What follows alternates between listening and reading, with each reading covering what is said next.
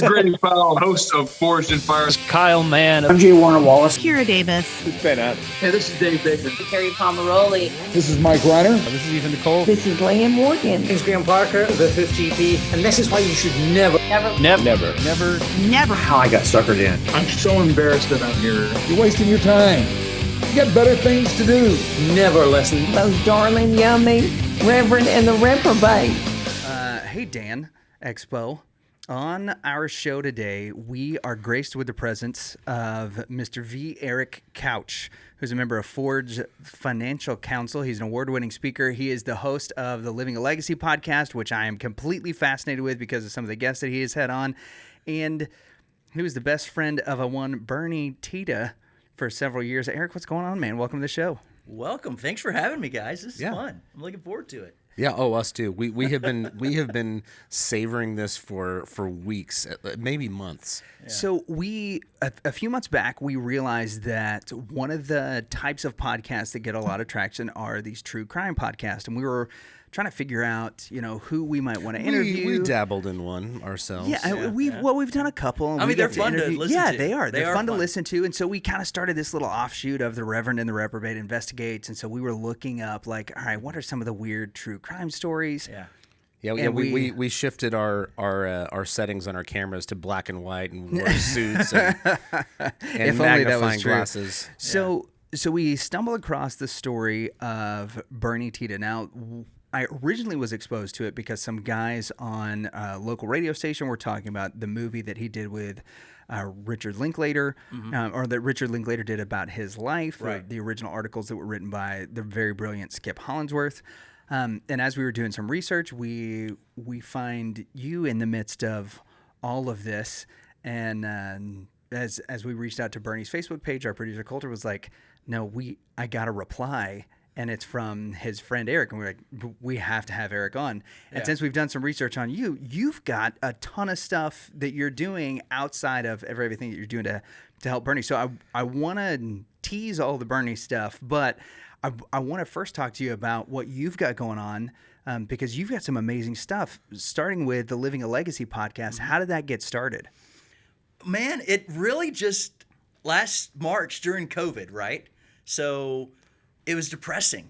Yeah. We didn't know if we were going to live. We couldn't find any toilet paper. We were all stuck at home, and I'm like, man, this is depressing. Like, get a bidet. I need, yeah. Just a little spray shout just bidet, makes everybody better. Yeah.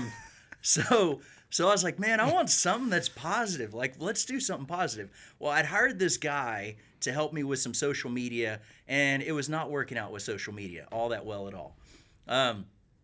But then as we're talking, he's like, I've interviewed like 6,000 people.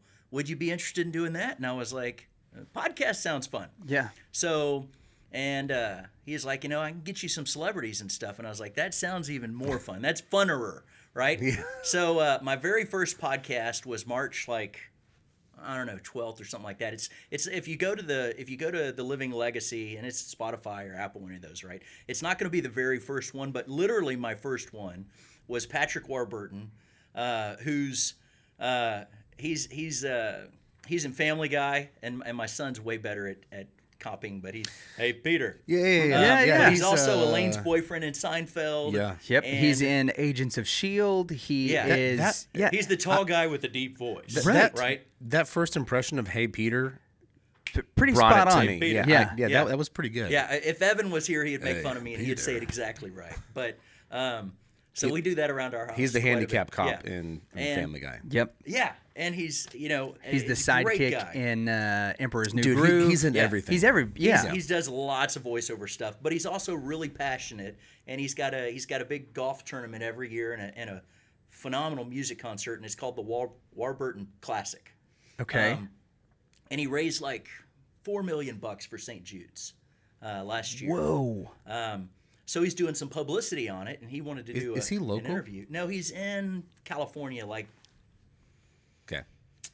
I don't know. It didn't matter, but right. All right. So as he's in California. Yeah, he's in California. out there.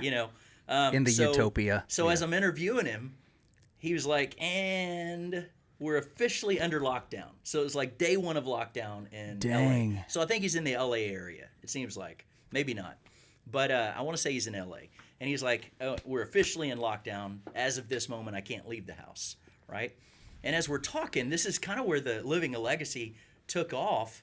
Because as we're talking, it just kind of transitioned from, look, we can't find toilet paper and all this stuff's going on to, I am so fortunate. And Patrick was just like, my kids are all grown. They're all over the country. They're traveling. I don't, chances of seeing them and getting everybody together is just not real likely. He's like, but because of this pandemic, everybody's home. He's like, we're drinking wine at night. We're going for walks. We're playing board games. He's like, life is I don't still know good. that anything else could have happened that could have brought us all together except this. And it's just kind of this switch flipped. And it's like, yeah, we can focus on all the crap that's going on, right? When you're in church, it's like, you can focus on the waves that are crashing over the ship, or you can focus on the captain who's steering the ship, right? And, God's got this ship, and he's not worried. But if you're sitting in it, you're terrified going, we're all going to drown, right? So, I'm just talking like to Jonah. Patrick, and he's just focused on the positive. And that's really after that one podcast, and I just loved it. And we talked about all kinds of stuff, and he was hilarious. Yeah. But we talked about all kinds of stuff. But from that's really where it just transitioned to, man, let's have something positive. Let's talk to people that we've heard of, that it's fun to talk to them. But even more so, how are celebrities and amazing people using their influence to impact the world around them, right? So Patrick's raising $3-4 million for St. Jude's, but others, how are they using that influence? So I don't want to just interview someone because they're a celebrity, right? Hopefully, although there was a couple of those that I was like, wow, they're like Clint Black. I mean, come on. It was Clint Black. Yeah, man. It was great. Exactly, right? I'm not the world's biggest country music fan, but if I had the opportunity to, talk to Clint Black, I'm taking it. Yeah. He's incredible. Yeah, he was a lot of fun. Of course, my wife's in the background cheering. Yeah, no doubt. So at one point, he's like, "Oh, I've got a fan section," and my wife's like, "It's me." Yeah. But of course, she's trying to stay off camera, but she's like, "It's Clint Black." Yeah, for sure. So he switched from his cowboy hat, or that's what it was. He was wearing like a baseball hat, and she's like, "Put on your cowboy hat," and he did, and she's like, That's amazing. That's the money shot. Yeah. So he was great and a lot of fun. Of course, some of my favorites. Kathy Ireland, who I had the poster on my wall, like most guys from the Sports Illustrated, had no idea that she's been on the cover of Forbes. As she's running $1 billion company, Ireland Worldwide. She's been on the cover of Forbes more than she was on the cover of Sports Illustrated. And then as I'm talking to her, I just find out that she's just a woman of great faith, and she's challenging everybody. If you can help me write an even harder contract to make sure that, because that as I got into more of the podcast, you'll see that there was an emphasis later on about just human trafficking and how do we go into that. So interviewed a handful of people on that, but Kathy is like, there's 30-40 million people in human trafficking today. Yeah. More than any time in human history, right? And we hear about, of course, Epstein didn't kill himself, but the whole, thing there of trafficking, sex trafficking. And then there's children trafficking, which is a few million. But the vast, vast majority of human trafficking is people working in sweatshops. Yeah. Right? Once they've done all the sex trafficking, because the way that they mutilate these people is just horrific. So once they're physically so deformed that they can't sell them that way, then they put them into these sweatshops and make them work until effectively they die. Right? What was we had Sujo John on, and he came up with a statistic for how many essentially for a sex traffic. Yeah. That it was. Woman, it's like 250,000. In over 20 years that they typically get taken between the ages of 6 and 13. Yeah. And that they have a 20-year span of usefulness to their traffickers, and that during that time they will have been with 250,000 people. Yeah. And then they're essentially tossed aside or they're sold to sweatshops. Yeah. It's terrible. It's heartbreaking. Yeah, It's- he's it- working with an organization called You Can Free Us that he started in Yeah. India that's working with the Indian government to help Yeah. with some of that. But yeah, That's so- incredible work. So Kathy Ireland is doing the same thing. Yeah. So what she does is when she puts together a contract with someone, she's like, I'm only wanting to work with good people, right? You know, it's not just about making a profit. It's, are we making a difference in the lives of other people? I mean, she was amazing. Like, she was amazing. And then she was like, and I've always encouraged, if anybody can help me make my contract even more deals. So one of her things is they can have an impromptu site visit to anybody that they have an agreement with. Because they have real estate, they have, you know, all the rooms to go furniture, they have a clothing line. Oh, good grief. They have all kinds of stuff. Yeah, I mean, she's in everything. she's everywhere, right? And she's got like their own, not timeshare, but I like definitely have like VRBO. Pluckers. Pluckers is one of my clients, so I could just show up and do an inspection with some wings. Yeah, I want to inspect some wings. Are they quality today? Yeah. See, we could. You want yeah. let me try the fried mushrooms too, and some extra ranch. Right. Extra ranch would be, it would be appropriate. Yeah. Yeah, that would be an appropriate thing to do. So hers is, I'm going to do site visits because if she ever finds that somebody does have, you know, people that are slave labor and stuff like that, like they're out, you know, instantly. yeah.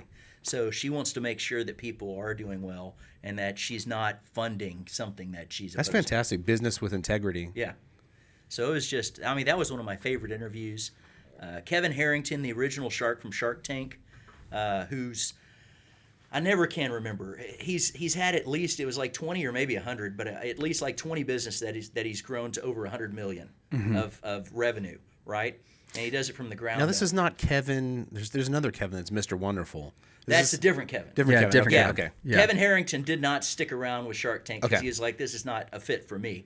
But one So of, he said, "I'm out." Yeah. I'm out, as opposed to you're fired. Yeah.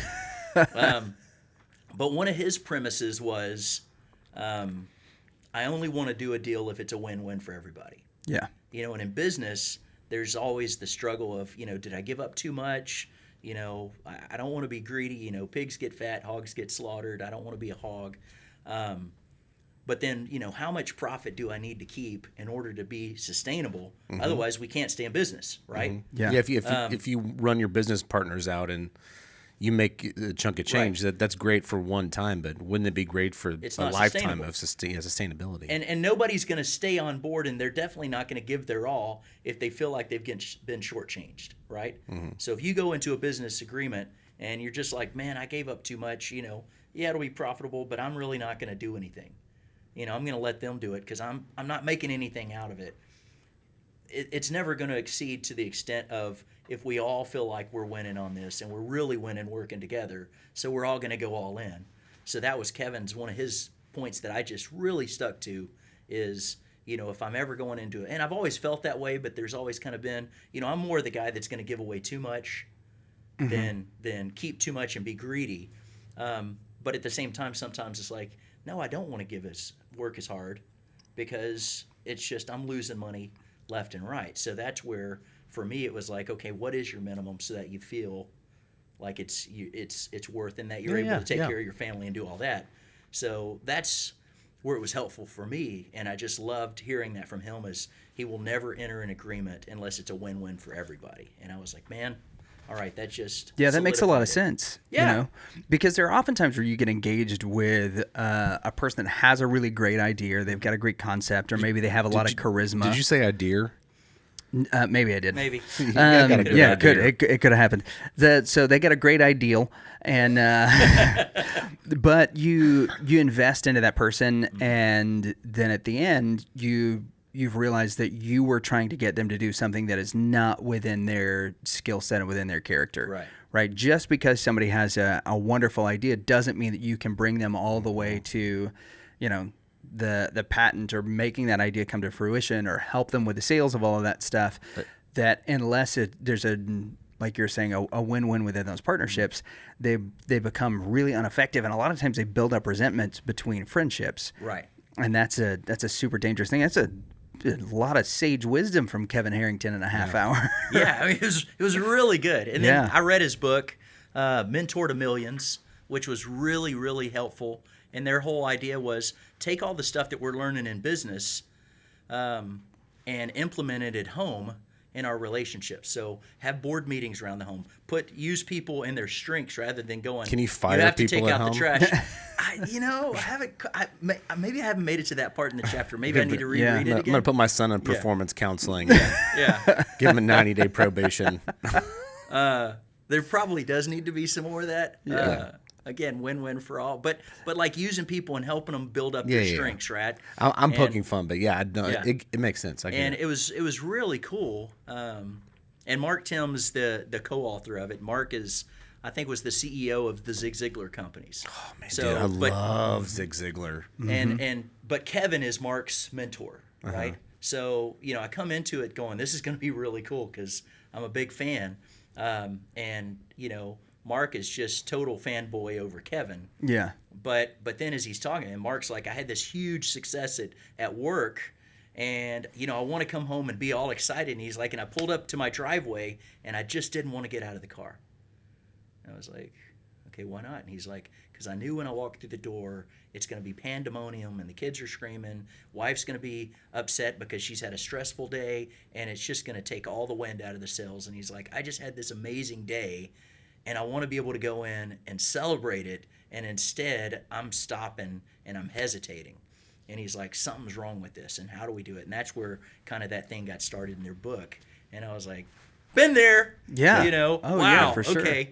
So, and then from that, one of the things that he encouraged you to do is to involve your kids in what you're doing. So, last year, I guess 2020 even, I took my daughter on a trip to New York where I was speaking, and had the chances at New York Academy of Medicine and I think a couple other places, and we had dinner in the Rainbow Room right above the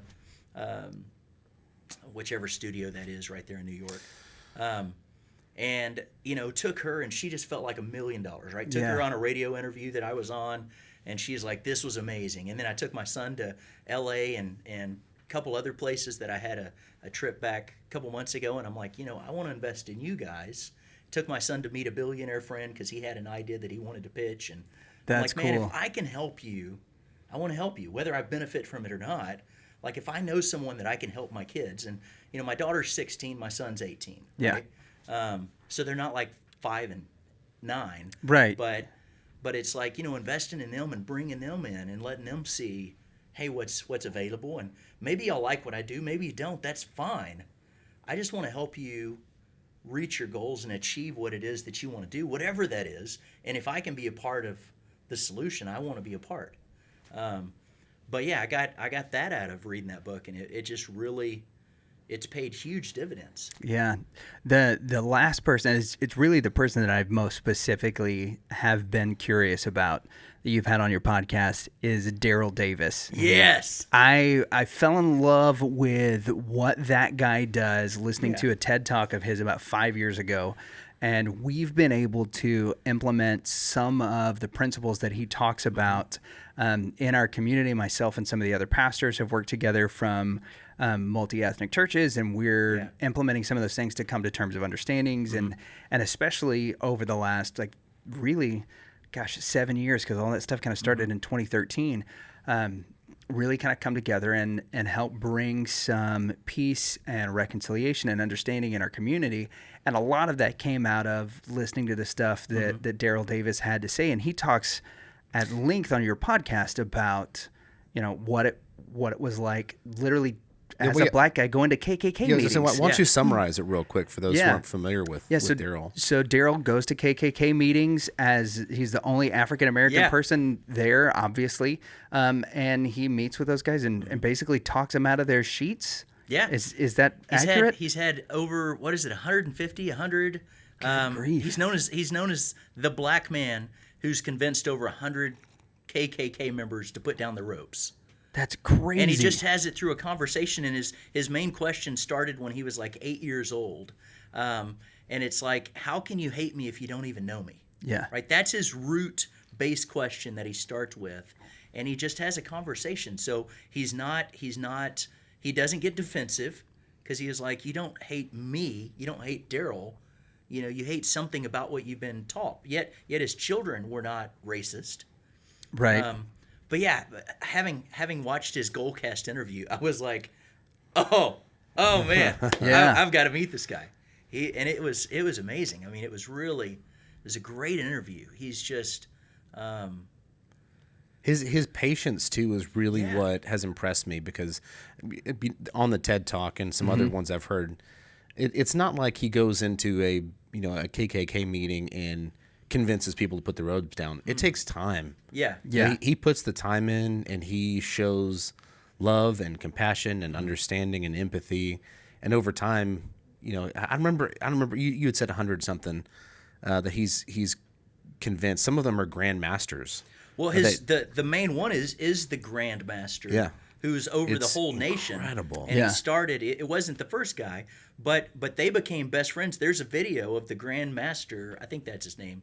I hear that name and it sounds funny. It's like it should be Grandmaster, right? Are we talking about rap? Or, Yeah. Are we playing Dungeons and Dragons? Grandmaster Yeah, E, right.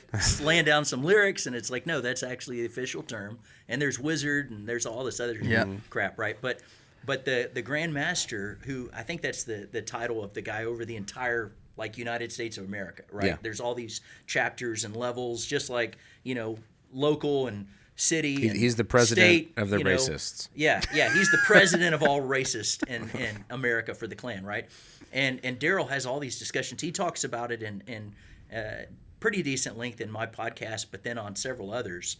And slowly they became friends, and then over time, there's a video, if you can look it up on Google, where the Grand Master literally, he's talking at a Klan meeting, and he was like, all these people in my whole life I've been in here, yet the person who's my best friend is this black fella right here. And then he takes his robe off, and that's where he renounces it. And there's a video. You can watch the whole thing. Wow. Like it was videoed.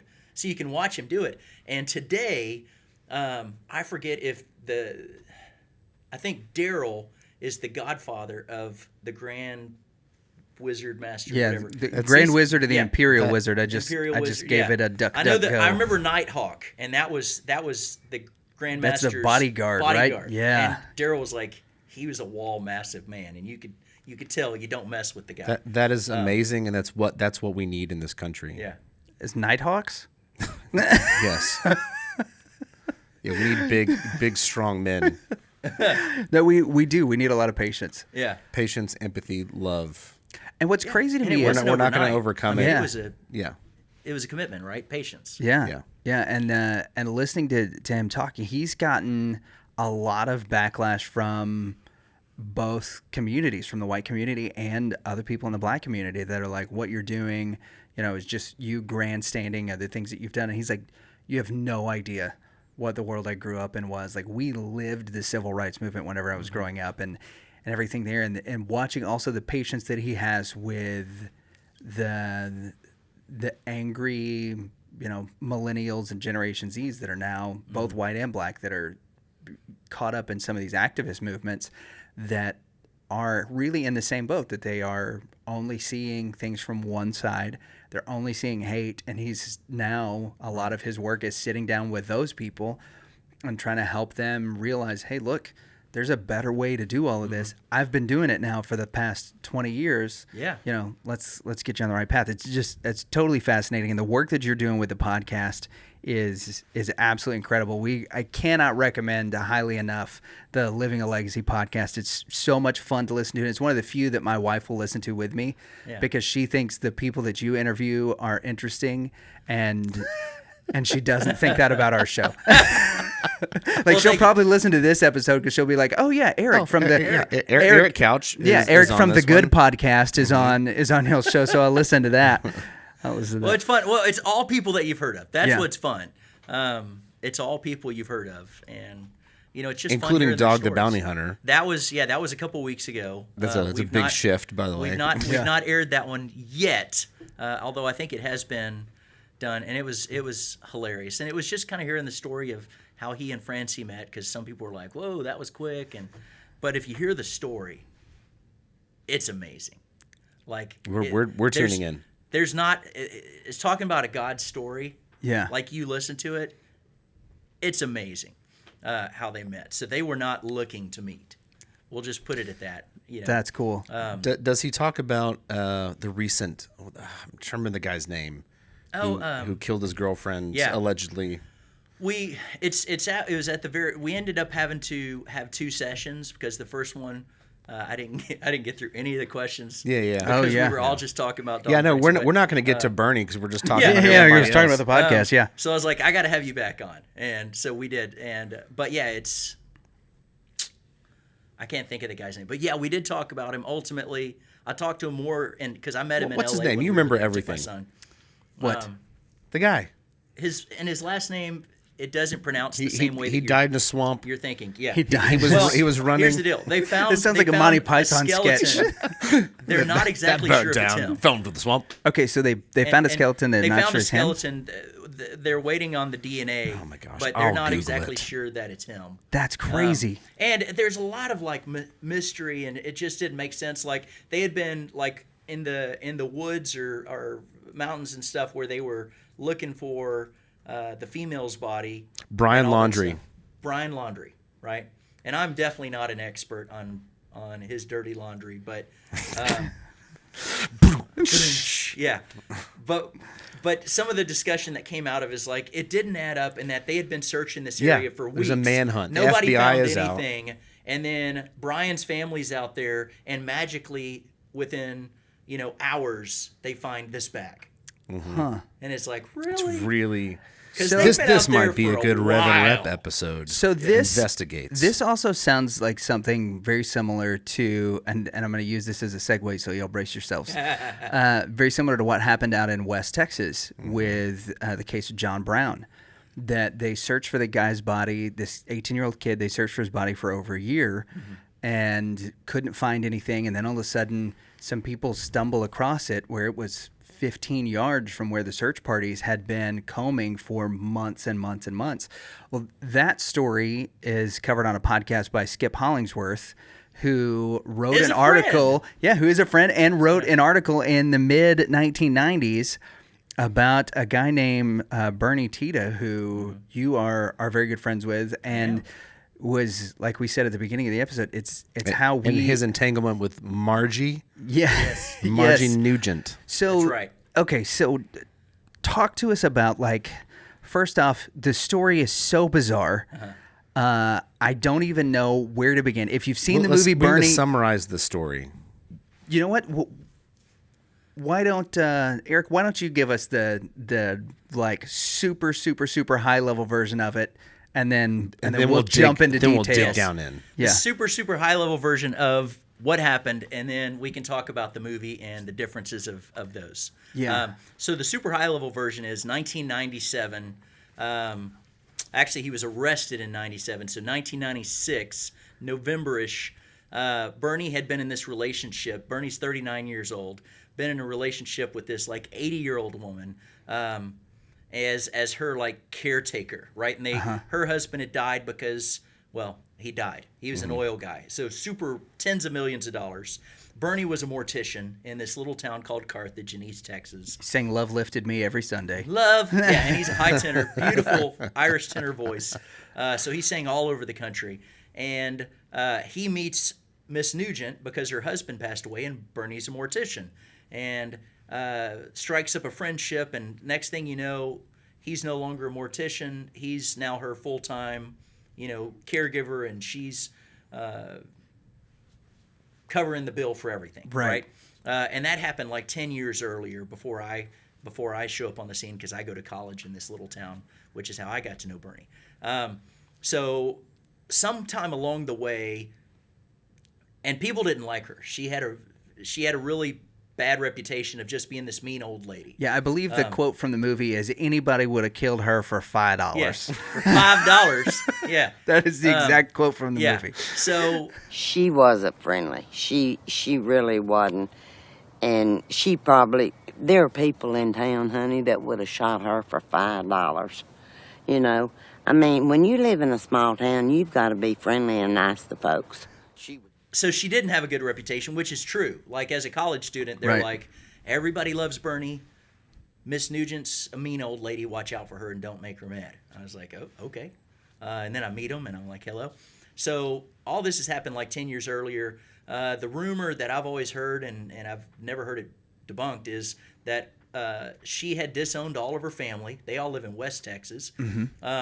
And to the point that her grandkids had sued her for their inheritance. Right. And some of them are on the Bernie Facebook page, and that's been posted, and it's never been fault. But I don't know that they want to, even if it's true or not, doesn't matter. They don't want to fight it. And at the end of the day, their grandmother died. Yeah. So have a little pity and grace. Sure. Of So whether, there's whether some- it was a dysfunctional family or not. So there's some drama on it, is kind of what I'm hearing.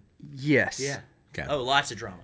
So she had disinherited them, and she had given Bernie all of the money. So when she died, he got it all, right? Or that was the plan. Yeah. Now you don't get it all if you murder the person. That's kind of this legal. That's what I've heard. Yeah. That's what I keep telling my wife. But Hold on. Yeah. Make some notes. Change your plans. Yeah.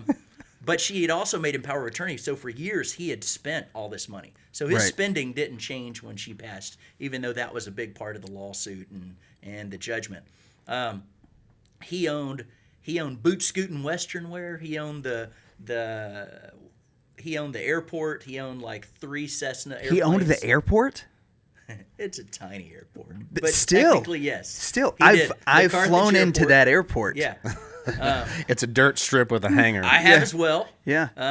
There's a cool And, little breakfast place. Flew over with there. Bernie once, so all of this is going on, and then in November of 1996, he snapped, Yeah. and I have my own thoughts of probably why that happened in retrospect of 20 plus years of thinking through what happened, but he snapped. And she had purchased a .22 rifle that was in the garage that she forced him to shoot like squirrels with. Yeah. Which is if you the knew funniest, Bernie it's was the funniest gauge. wildly too. comical because Bernie had never shot a gun. Bernie's never been in a fight. Bernie's not a physical person at all. Yeah. And all the men in town were like, no, he didn't. That dog won't. Because again, in Carthage, everybody's got a truck. Yeah. Everybody hunts. And none of the you men know. use 22s. No. So when it's like Bernie, literally, if there's 1,000 men in town, which I think there's 7,000 people in the town, if there's 1,000 men in the town, and you had to pick who shot Miss Nugent, there is 900 that you could have gone. Okay, that's possible. There are These guys are children hunters, that they've were- shot their whole life. Yeah. But then if you're looking at that Must list, have been a vagrant. very end would have been Bernie, and they're like, no, right? And nobody believed it except he immediately once they arrested him, he was like, I did it. I Yeah. was just waiting for someone to come find her. I prepped her just as a mortician. I couldn't get rid of her, which I asked that question. I was like, but I'm skipping ahead. So he shoots her. A year later, 9 months later, somebody finally goes looking for her. Now, we've had Christmas, we've had Thanksgiving, we've had her birthday, we've had Mother's Day. Nobody Nothing. came looking That's for just her. how much she was disliked, huh? Yeah. Okay? It was August of 1997 when he was arrested. He shot her in November of 96. Good right? grief. So when they arrested him, nobody believed it. But the other part is, when people would ask for that 9 months, where's Miss Nugent? Nobody asked, where's Miss Nugent, right? But everybody, when you'd see him, right, you walk up to somebody, hey, how you doing, right? Now, you're married. Yeah. So they're gonna, what are people gonna do when they naturally do that? They're gonna say, yeah, they ask "How's how your the wife family?" is. Yeah. right. Yeah, how's Kay? But if let's pretend that nobody liked your family, but they loved you. They're still gonna say, how's your family? This is actually my wife's experience. Is that everybody loves my wife and not me? So that this is exactly what she goes through. Yeah. Okay, so we're in the same boat. Right. Right. So they would still ask because that's the polite thing to do Yeah, in yeah. East Texas, right? Yeah. How's Miss Nugent? Oh, she's blah blah blah. Oh, I don't really care. Yeah, How are you, Bernie? yeah. Right. She's That's- not here. That's great. Yeah. Cool. Yeah. She's not Let's go here. get tacos. Yeah, so Yeah. we can, and they would because Bernie loved to eat, and Yeah. he's always buying. If Bernie was there, he's picking up the tab. Which everybody today is like, no, Miss Nugent was picking up the tab. Yeah. Yeah. Sometimes they were like tomato. But that was the reality. Yeah. So he killed her, he immediately, when they arrested him, he confessed, and He had her in the freezer. Yeah, put her in I the was gonna freezer, say, well under the preserved. peas. Yeah. Yeah, there's a long period of time that she was MIA essentially. Yeah. So there was essentially the story is there was a freezer in the garage. Is that accurate? There was a freezer in the garage, a deep freeze. He shot her just As like a in the movie. mortician, he's prepped her probably for used to it. And when I talked to Rick was like Linklater. He's like, look, we couldn't make a movie. How do you make a movie when the two main characters are MIA? She's deceased. He's in prison. We can't just walk in and ask him all this stuff. So he's like, we had to make a movie about everything else. Yeah. But it's a dark comedy because they do show that in the movie. Oh, yeah. But and Rick wanted to be respectful of that. But it's a comedy because it's really not about Bernie and Miss Nugent. It's about East Texas and kind of the stereotypes. It is. And it's funny. And featuring the townsfolk is great. Brilliantly Yeah. done. Yeah. And I knew some of them. And real quick, okay. So this is one of the things I want to ask about, but I'll let you go ahead. No, go ahead. Yeah. So which of those people are actually townspeople? There's two in particular that I really Almost want none. to be from. Almost none. Yeah. Okay. So Kay, what's your name? That's like, I would have shot him for $2 or Yeah. $5, right? Yeah. No, she's not. She's from. Dang it. I know. Everybody wants her to be. I know. So- I wanted her to be. Then there's the guy who says With the hat? She would have torn a new beehole. Yep. It's the size of a trailer. I don't remember what he said. Yeah, something but like that. this is the same guy who Is that the puts guy that Texas. describes Yeah, that Texas? describes Oh, he's Texas. great. Is in East Texas, and that's totally different from the rest of Texas, which could be 5 different states actually. You got your West Texas out there with a bunch of flat ranches. Up north, you got some Dallas snobs with their Mercedes. And then you got the Houston, the carcinogenic coast is what I call it, all the way up to Louisiana. Then down south, San Antonio, that's where the Tex meets the Mex, like the food. And then in Central Texas, you got the People's Republic of Austin, with a bunch of hairy-legged women and liberal fruitcakes. Of course, I left out the Panhandle, and a lot of people do, but Carthage, this is where the South begins. This is life behind the pine curtain. And truth be known, it's a good Paid place. actor. Okay. He is from Texas. Now, I think so all the everybody funniest was from lines Texas. are from actors, Okay. which is not surprising. Right. But and then the lady who's smoking the whole time that's skinny, that's actually Matthew McConaughey's mom. Yeah, I've heard about that. Yeah. So 'cause she wanted to be in the movie. Yeah. and good for her. So almost, I mean, there were some locals. I didn't know about it until the movie came out because Okay. people were like, "Were you in it?" So like the day Bernie was arrested, he lived in this. Everybody assumes he lived in this palatial place, Right. Because they see Miss Nugent's home, and it was kind of palatial, right? But Bernie lived in this little 1,200 square foot home. That's a wood home Adjacent? right off the freeway. Okay. No, it's 5 miles away. Okay. 10 So miles he away was from he her. wasn't on her property. necessarily. No, not close. And Bernie had, this little bitty home, and it was a nice home, but it was just a little home. Well, it's summer, and I'm waiting for school to come back, and I'd finished with my summer job, and I didn't want to go back to Houston because I don't know anybody there anymore. I graduated, but I'm like, I don't want to go there. All my friends are here, so I was like, Bernie, can I stay with you until summer's over and I go off to college? And he's like, sure. So the day Bernie was arrested for murder, I lived in the house with him. Whoa. So I live in that other room, right? And people were like, so did you see stuff? Did you know anything? And I was like, no, he didn't tell me anything.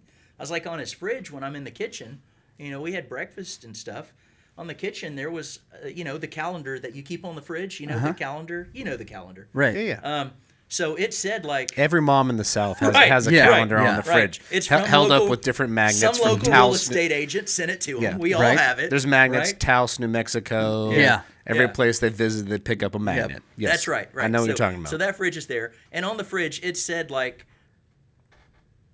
court date, right? Mm-hmm. And I think that was like in the movie they're saying you have to show up by this date, Right. Because you have to show that she's alive. Well, it didn't say that. It just said court date. But I'm thinking he's got jury duty. Right. I mean, I don't think anything of it. Or you got Just- a ticket or something. Right. Yeah. They're not going to give Bernie a ticket. He probably has jury duty. Right. You know, he's literally like He's a the celebrity. do-good citizen celebrity that everybody knows Bernie and everybody loves Bernie. So it was, but yeah, I mean, I didn't know anything. You had no idea. Yeah. Okay, so here's where some of the questions that I have really are about a few of the specifics of the case, and not even necessarily relating to the movie. And if you want to stay away from some of these because you do run that page, then that's totally fine. Okay. So there were a couple of family members that banded together to sue Miss Nugent right after her husband passed away in order to get at the family money and the inheritance. Mm-hmm. From what I understand, after the movie Bernie comes out, Bernie is released basically into the custodial care of Richard Linklater, the director of the film. He lives with Rick's family, and works and gets a job, and now they are pursuing a case to have Bernie have Bernie his sentence commuted with time served under the guise of temporary psychosis, right? That, like you said, he just kind of snaps. Yeah. So right. That's where, when the movie came out, Jody, who's the attorney in Austin, went to the preview, met Rick, and said, would it be okay if I find this, I'm intrigued. Right. Would it be okay if I go meet with Bernie? Yeah. And Rick's like, sure. So she goes and meets with Bernie and sees that, in his jail cell, he's got books. And he's got a couple books that are kind of pushed to the back about sexual abuse of minors. Right. And so she starts asking him, and turns out that Bernie was abused for like 10 years. Oh, good Starting grief. when he was 6 by his uncle, they brought him into the trial to be, they forced him to come in, and he wouldn't say anything, but that dude was creepy. Like, just like you just get chills, and it's just just a bad guy. Yeah. And apparently he wrote like Bernie a letter when he was in prison and just describing things. And of course he didn't. And they were like, look, we're way past, like, there's nothing we can do. Yeah, statute of limitations. The statute of limitation. I mean, it's been decades right. that it ran out. So there's nothing we can do, but he still wouldn't own up. But they're like, okay, this letter that you wrote him while he was in prison, alluding to things, is about as sketchy and disgusting as, like, we don't necessarily want to read it all out loud. Right. They Yeah. do, but they're like, and he wouldn't do anything. But and then another cousin was there, and he was like, the guy's name's like Elmer, right? Buddy, or it's like Elmer or something. He's I think still alive in Louisiana, but he's a sketchy, just pedophile. So when they proved that, and Bernie, she asked him about it, and he was like, yeah, I was. So then they go, okay, they go back. They talk to the state psychiatrist, and the state psychiatrist put Bernie away because they're like, he didn't dissociate. And they had known this, but that never came through in the first trial in 1997, which I testified in. Yeah. But I didn't know what happened in the trial because I wasn't allowed in. So I sat on the curb for 3 days. And my mom was in there, and she wouldn't tell me what was said. She's Hey, like, you know what? That's a good friend, though. Yeah. I got to say, if I'm That's ever, pretty intense, man. If I'm ever in court and you come and sit on the curb for 3 days, that's... Yeah, that says something about our friendship and about my capacity to be able to bend down to sit on a curb at this age. Grief. In your tight pants. Yeah, I can't hardly sit in this chair for an hour. Yeah. Well, I was 19 at that time. Right. Yeah. I have the ability to I can't do it now. Yeah. Don't ask me to do that now. But they had this information, but it was never disclosed until the movie came out and Jody met with him and all that. So then they take it back to the original state psychiatrist, and he's like, had I known that, that's textbook dissociation. And if there's dissociation, that is by definition insanity. Well, it is, but it's a second degree. Right. And by definition, second degree is a maximum of 20 years. He's already served 17. He should have been out after about 7. Right. So it's time served. Well, the DA, Danny Buck, made the entire... He put Bernie away based on the testimony of the state psychiatrist. Well, once the state psychiatrist changed because of this new information, Danny Buck was like, I put him away based on that. Yeah. Given that's not the case, it's time served. So I find out that morning that he's gonna have a. In fact, I had a friend text me and said, "Hey, we're, Bernie's gonna be in trial. This is in 2016, 2014. I don't know. He was out for 2 years." And they're like, he's got trial today. They may be releasing him. Well, I'm in Dallas, and I haul butt. I brake. I should have been arrested for speeding. But I get there, and I'm literally But you were in the running left lane. Yeah, I was in the Which left is lane legal on in I-20 Texas. and just flying and get there, and I run in the door, and right as I get in the door, they shut them. So I'm like looking through the peephole for an hour, kind of trying to watch this thing on the day that he got released. From the curb to the people. Yeah. The Probably Eric not Couch the best story. term to use. That's what we'll name. That's what we'll name this episode. From the curb to the peephole. Yeah. A living legend. Eric Couch. A living legend and dear friend. Yeah. Different. Yeah. So I'm looking through, and all the media is behind me, sitting in that waiting room, and they're like, "Hey, wait, do you know him?" And I'm like, "Yeah." So we have like an hour to talk, and then on break, I go in and I sit right behind Bernie. And the only thing on that day, the day that he was released, his attorney said is, "Cannot smile." Yeah. Like, this is you're in court again after 17 years. Do not smile. Yeah, don't be cool about it. Yeah. So I show up, and I'm sitting right behind him, and he stands up, and they have like a little stretch break, and he turns around, And he sees his and buddy. he sees me, and Yeah. he gets this smile on his face, and that's what hit the AP that day. And all over his, no. So you can see my. It's one of the shots I sent y'all. You see kind of Yeah. like my ugly mug, and then you see Bernie with like a little smile, and that's what was all. But he was released that day for 2 years, lived with Rick Linklater and his family, and then 2 years later they got him back in prison because the family fought and hired all these people to. Okay, so this Hollywood won. This is what I Justice think Zero. is interesting, right? Is that they did hire all these people to do kind of this media campaign Yeah. that was, just like you said, it was Hollywood won, Justice Zero, that Bernie had won because all of his Hollywood friends came out and did these big Hollywood fundraisers, and they really made it kind of an us against them sort of thing. Oh, yeah. And that's sort of good how the marketing. original trial is portrayed in the movie, is that, Buck, the DA, goes up and asks Bernie, what kind of wine do you have with fish?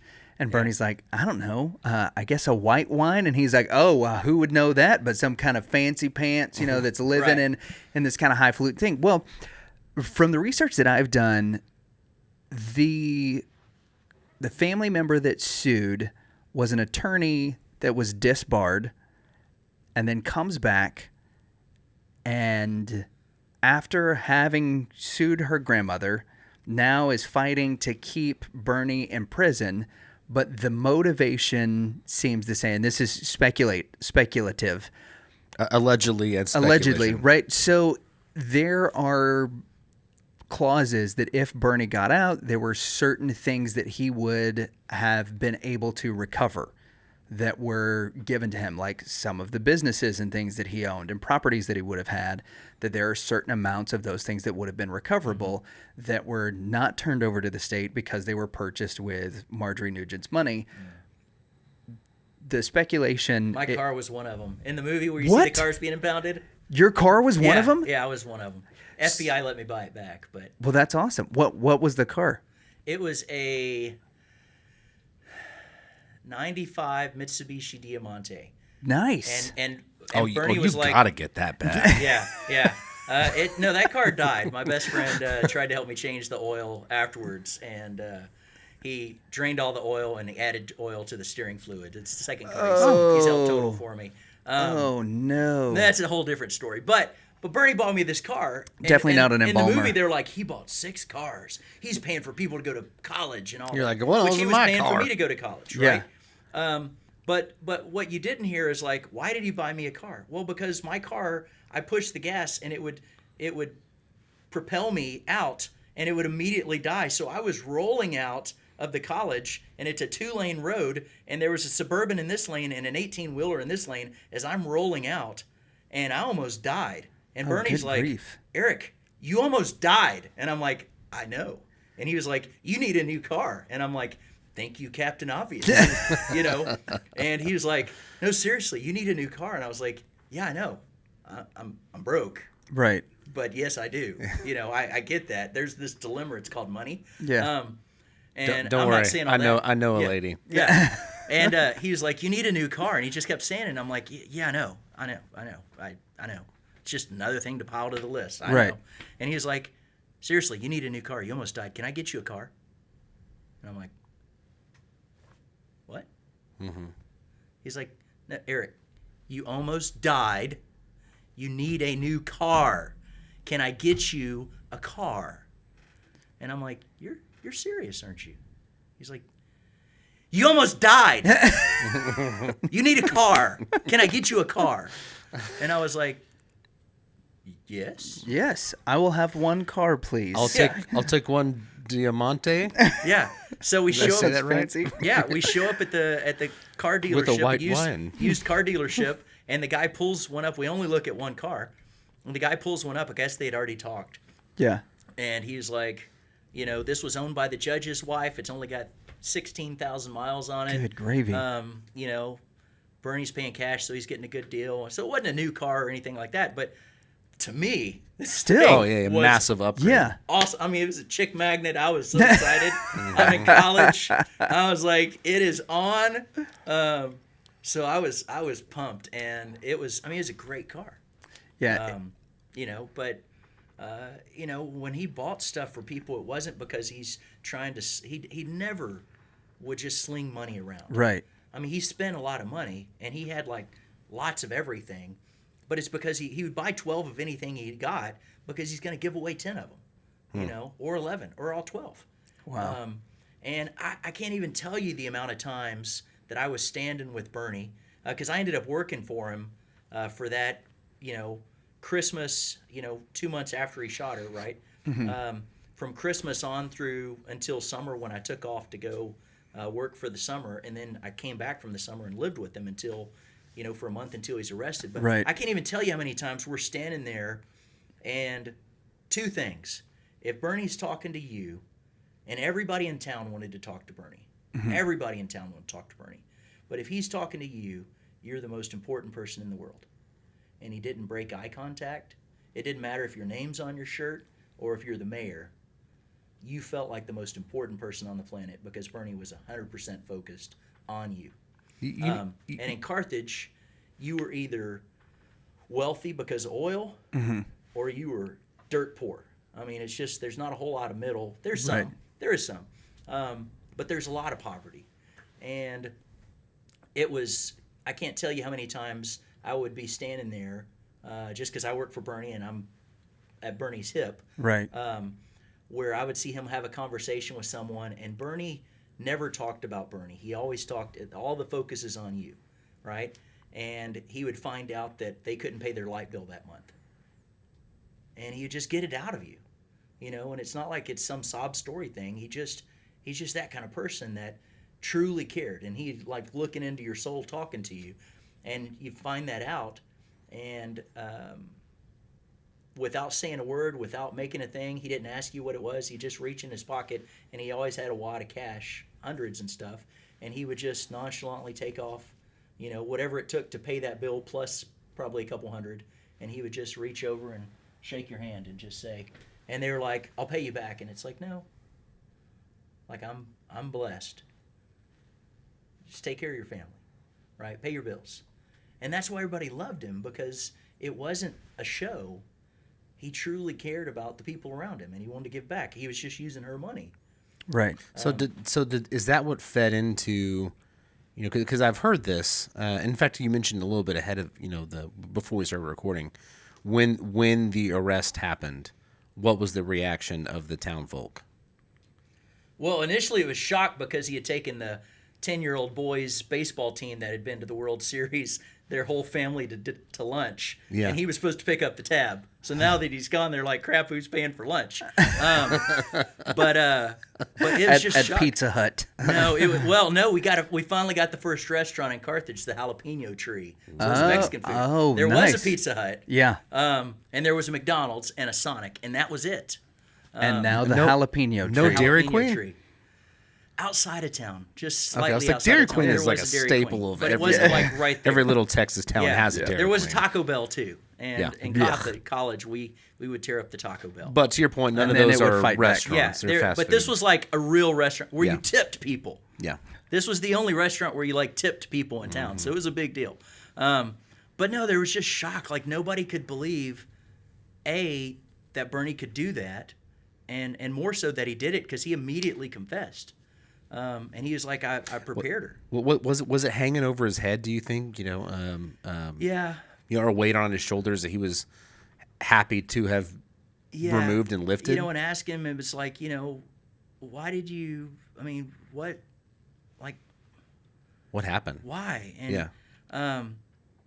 And he's just like, Eric, and I asked, one of my thoughts was, okay, she had willed everything to him, and at her death, he got it all, right? Yeah, right. So he had all the money. Yeah, this He had seems like the 9 most months. pragmatic thing. 9 months, right? So Yeah. the schemer, he had 9 months to do it. He owned the airport and 3 airplanes, and nobody cared about her. Nobody Right. liked her. Yeah. Except her financial guy at A.G. Edwards or whatever. And then of course, dysfunctional or not, family's family. So I'm sure her family loved her. Whether they liked her or not, I don't know. But Right. it's your grandmother, it's your mom. There's so I understand them being upset, and I understand being distant. We've all got family that we don't necessarily want to see all the time. Oh yeah. Right? So I was can talking relate to about that. one today. But I'm like, you had all those resources. Why didn't you just make her? And we're on the Louisiana border. Right. There's a couple gators. Oh, and yeah, swamps for sure. In Louisiana, like you could have just loaded her in the plane and just kind of taken her right with the door open and. Yeah, there you go. Just hand her directly to Amos Moses, and he'll just take care of her. Yeah. Look, Dexter has taught us several Oh, ways my to goodness. dispose This of is bodies. pre-Dexter. This is That's true. That's true. So that's one of the other things that I keep asking myself in the story, because it's a question I keep asking to myself. I've read this same question that was given by the DA. It's been given by just about everybody who's had the opportunity to interview Bernie or to talk to Jack Black about, what his thoughts were. She's in her 80s, right? Like how much does she have to, or how much tension? Now, let's not put the impetus on her of what happened, right? So how much tension and friction and stress has to be in that relationship? Because we do know that Marjorie was already in poor health, that she wasn't doing had well. a heart issue that she would have passed away. Within a year. Right, like hold on for those 9 months instead of and win the lotto. Yeah, exactly. Like what made that moment in time this like I can't take it anymore, moment. 22. Yeah, like has he ever given an answer to that, and like why he just didn't think he could hang on anymore? No, he hasn't. See, that's so crazy. I mean, he said it was abusive, and of course, there's the battered wife syndrome. Sure. Which people are like, yeah, but he ain't a woman. Okay, Yeah, he right. has a And 22. you're not a red. Yeah. He's not a redneck either. But he was like, Eric, I couldn't leave. She didn't have anybody else.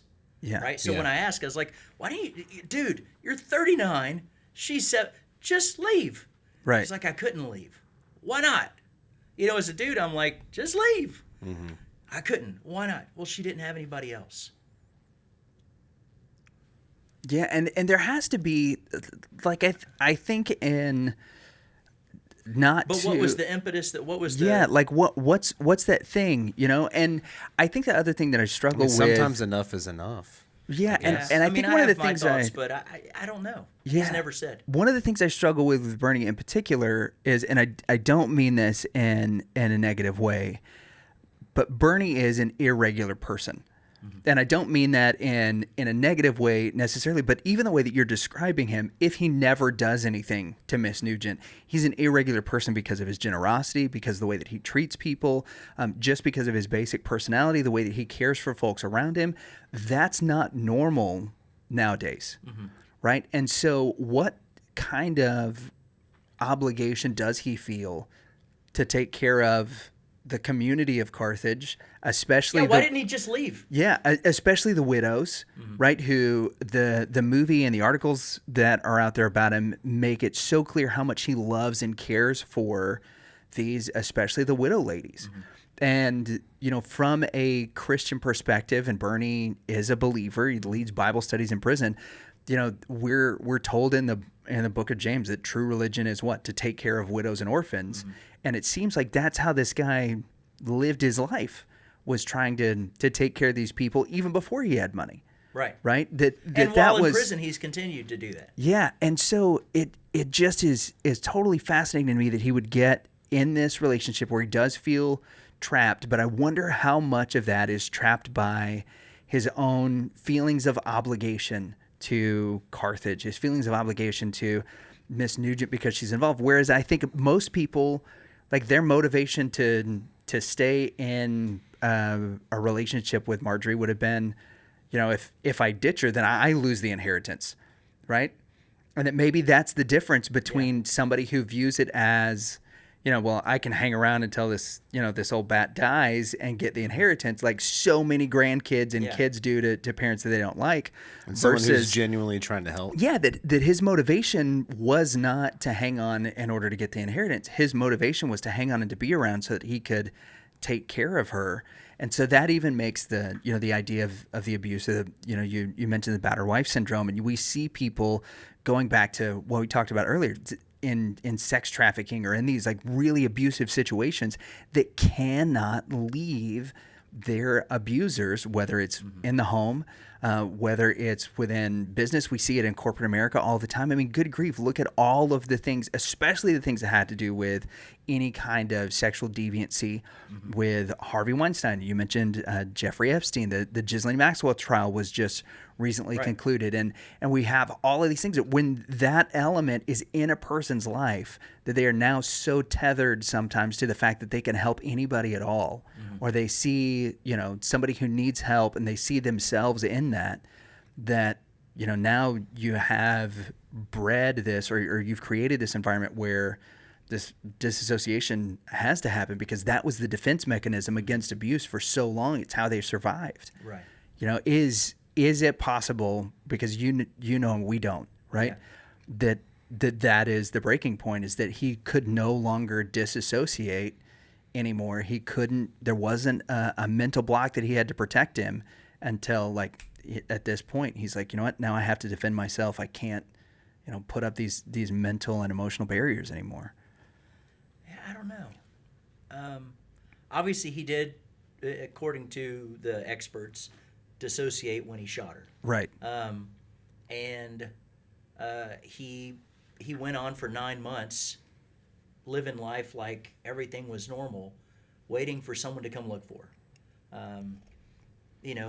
To me, it's like, who wouldn't think to get rid of her? And I was like, I think I asked him once, I was like, why didn't you just make her disappear? Like, that would have been so easy. And he was like, well, I couldn't. Why not? Well, because she deserved a funeral just like everybody else. I just waited for someone to come look for her. Gosh. He prepared her and he waited. And he's like, so he didn't have the guts, the whatever, to turn himself in. Yeah. Right? But he also couldn't just throw her out and make it where nobody would ever find her, which he probably would have got away with it had he done that. Yeah. Right? But he was just like, no, he's like, when I did it, it just was in shock. So he's like, I prepared her just like I'm trained to do. Yeah. And I stored her under the peas, like they always say in the movie. But then he just waited for someone. He was like, no, she deserved to be buried just like anybody else. So to all the people that have either seen the movie and seen that aspect, to those of us who have read the articles, when you hear Bernie say something like that, right, it's so easy from a cynical perspective to just write it off and be like, well, of course he says that, whatever, he just didn't have the guts to do it. From what it sounds like, you think all of that is completely sincere.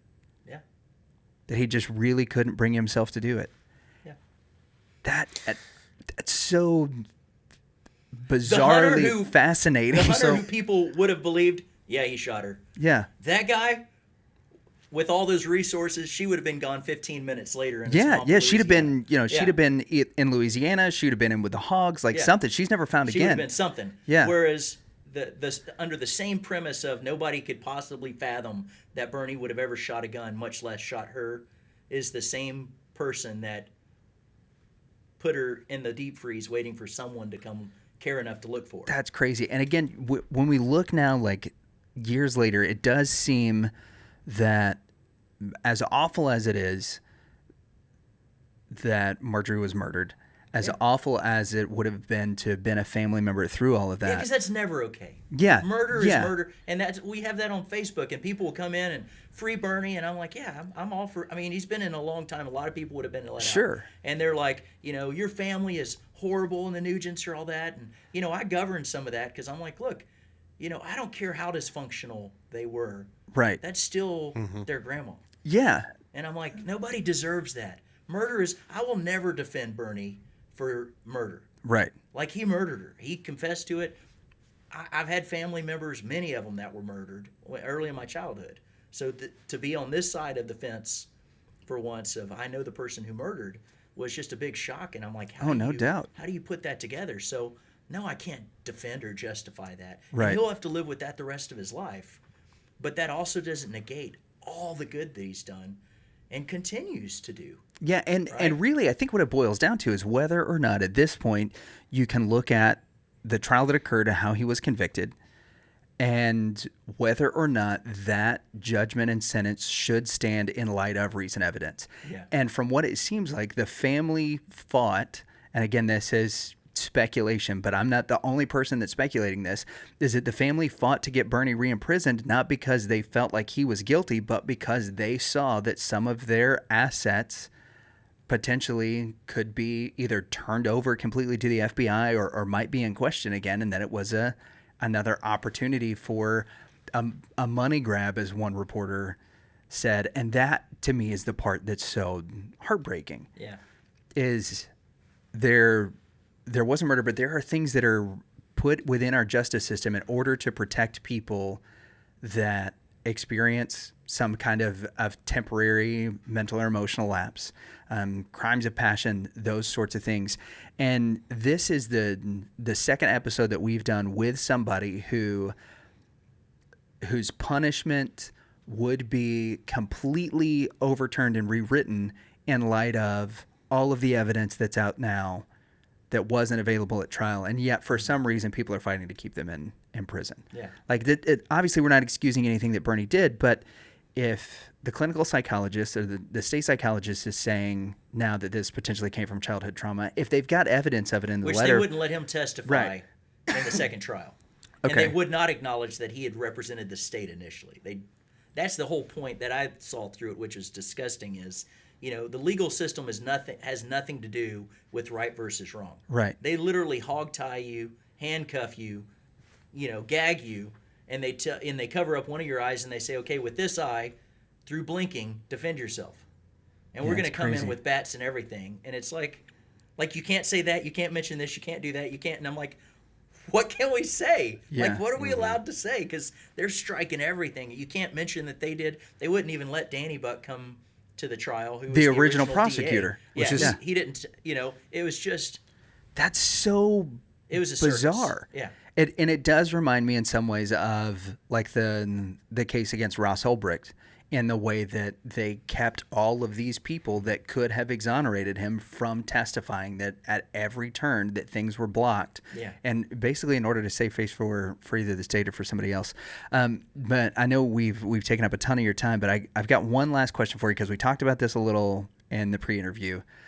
What was it like getting to see Bernie in the 2 years that he was out of prison? What was he like? What was that experience like? Tell us a little bit about that. In the time where he had this momentary freedom, what was that like? Man, it was great. I've got pictures. I've got on my phone. I've got voicemails from Bernie. That I still keep them. Can you play one? Do you want to hear the first voicemail, or do you want to hear when he sang me Happy Birthday when he got out? Happy birthday. Happy birthday. I want happy birthday. That doesn't have any buddies on it, so. Yeah. Happy birthday to you. Happy birthday to you. Happy birthday, dear Eric. Happy birthday to you. Well, I figured you were out eating somewhere because that's our favorite pastime, and especially on birthday celebrations. So I just wanted to wish you a happy birthday. I got your message the other day that you got the little package on Tuesday, and then I got your missed call today, and I'm sorry I just haven't had a chance to call you back. Been kind of snowed under at night, and so I'm at home. And I would love to talk to you no matter what time tonight. So call me when you get in. I just wanted to wish you a happy birthday, and I hope you had a great day. Thank you. Talk to you soon. Bye. I love him. It's so surreal, though. 2014, yeah. Yeah. Okay, so he I got off track. He said he was snowed up. You said he was working. He was working. He worked for same thing that he did when he was in prison. He worked for several groups that worked to help prisoners. So one of the things that he really worked on was reform of some of the laws and some of the systems, because there's so many people that are raped in prison. Yeah. And he was like, I want to help reform some of the laws, but then also people that are in prison and they aren't getting the legal counsel. So that's one of the things that Bernie did while he was in prison, is he would help people work on their own cases.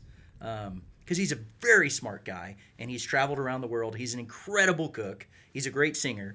But he loves to help people. So he worked, he did all kinds of stuff. He was also in this men's chorus in Austin, and a lot of those, folks still love him, and that's so real wild. involved at church and all that, and yeah.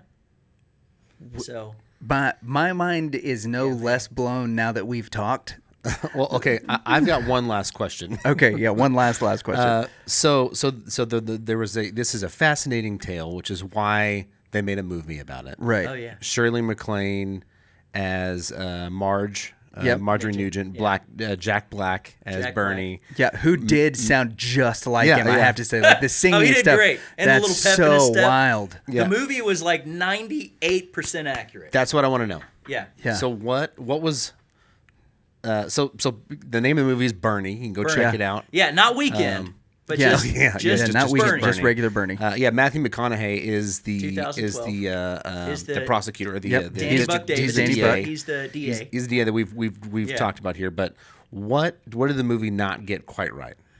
Okay, so there's really only two things in the movie that are not, completely accurate, right? Okay. They would have killed her for $6. Yeah, 6, not 5, 6. So Jack is 5'9", and a baritone. Bernie's 6'2". Yeah. Thank you. Yeah. You're welcome. Bernie's like 6'2" and a tenor. So he's more like you. Yeah. Yeah. Yeah. Like There you actually. go. Yeah. That's the only difference between Jack and Bernie in the movie. I mean, Jack.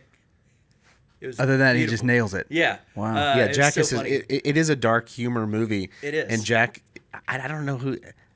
I haven't met Bernie, but I can only picture Jack Black. Yeah. Yeah. As the lead for that role, because he does it wonderfully. And I can give you a bunch of pictures of Bernie. The main thing that was different, and this I think partially ties in with the whole murder and all that, but they don't allude to it at all in the movie, is you remember in the movie the yard guy, Chris, gets arrested and Miss Nugent calls him the N-word, right? Yeah. And because he's going to get the blades sharpened on the mower Right. so that it'll actually cut. Well, that did happen, except Chris was not an 80-year-old dude like in the movie. Chris was like 22. Stocky, black kid that, was a really good dude. Because I know that it happened because I worked for Bernie and I was there the day that it all happened, because I remember I'm working at Bernie's house. I'd show up on Saturday and Bernie never would have any work for me to do. He's like, let's go to lunch. I'm like, dude, I'm here to work. You're paying me to work. Yeah. We're not going to lunch. Well, eating is your favorite pastime. My favorite pastime. I was like, we could according go to the lunch, voicemail, but right? Give me something to do. He's like, Yeah. okay, arrange those books. Wash my car. I'm like, okay, that'll count. Then we'll go get burgers. So I'm sitting, Or and then we'll just- go or get burgers. tacos. Like jalapeno tree. Jalapeno tree. So I'm there, and I've been washing washing Bernie's car. He had a Lincoln Continental, and Chris is mowing Bernie's yard, which did most every Saturday, right? And I knew Chris from around town, and he wasn't in college with all of us kids. You know, Chris was probably not the college type, you know, not the most educated, but is just salt of the earth, good guy, stocky young guy, who didn't talk a lot, but he's just a good dude. Yeah. Right? He's just a good dude. Hardworking guy, good guy. And I remember I'm sitting there, I'm washing the car, and I'm looking there, and he's probably 50 yards away from me mowing, you know, the backyard.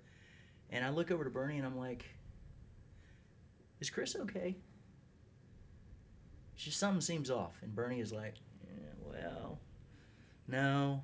I was like, what happened? He's like, well, yesterday Miss Nugent fired him, called him the N-word, and said that he was stealing her mower. And I was like, what? He's like, he was just going to take it to get it, you know. So that did happen. Yeah. And I remember it happening. And I've often wondered, because of the abuse that was aimed at Chris, I don't know if that's maybe what it popped up. If what was a triggering thing. And I have no idea.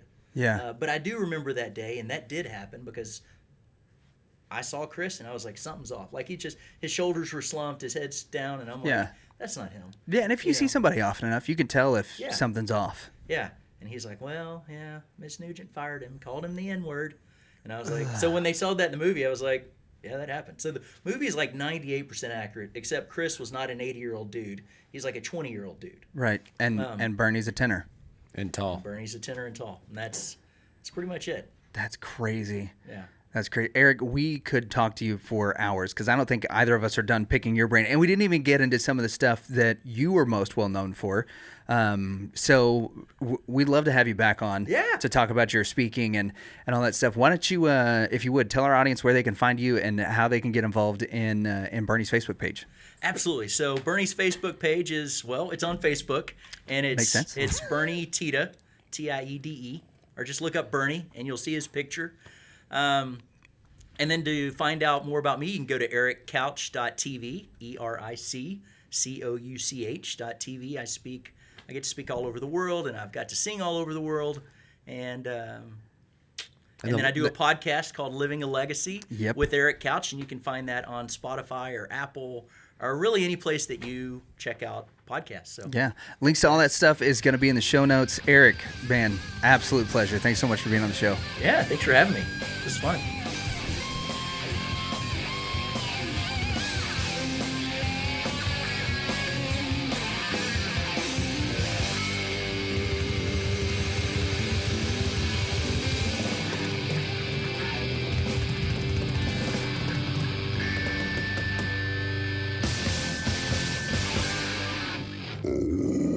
Hey, my name's Eric Couch, host of Living a Legacy podcast, and this is why you should never listen to the Reverend and the Reprobate.